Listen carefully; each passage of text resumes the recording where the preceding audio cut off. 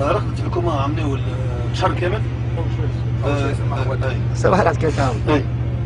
اليوم ثم مرة في مخيم عدد 108، امرأة شخصية عمرها 35 سنة، عملوا عندها عام ونص، جات 4 جلطات في مخ. رقدت وغابت وقالوا باش يحضروا لها باش يكفنوها محسوبة وفاة. فالطبيب نتاعها قال لهم لا خير، عندي محاولة ان شاء الله باذن الله نرجعها بحول الله. بعد شهر قامت لكن قعدت غايبة في الوعي نتاعها، وبعد شهر قامت لاباس ولكن ما طراش. عندها عام تو ما طراش بكل، عندها عام ما طراش.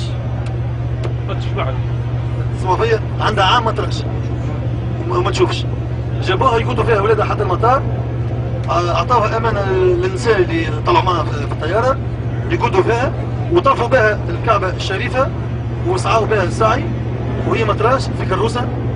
وهي طلع في الطياره تقول يا ربي انا جيتك عامي ان شاء الله نرجع بسير. يا رب انا جيتك عامي، هذاك الدعاء.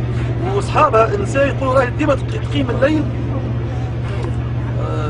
اصحابها النساء اللي معاها المرض هي قالت النهار كله هي تصلي وتقيم الليل تقول له يا، وتدعي بالناس الكل، وتدعي تقول يا ربي انا جيتك مراش نحب نرجع بسيره. فاليوم قامت امبارح في الليل عملت قيام الليل، قامت الصباح قلت لها يا مسامح ما نعرفش اسمها المراه، قلت لها تقول لها بنتي هي، قلت لها يا وليد نشوف الخيمه، هاي لونها كذا هاي لونها كذا. الله اكبر الله اكبر.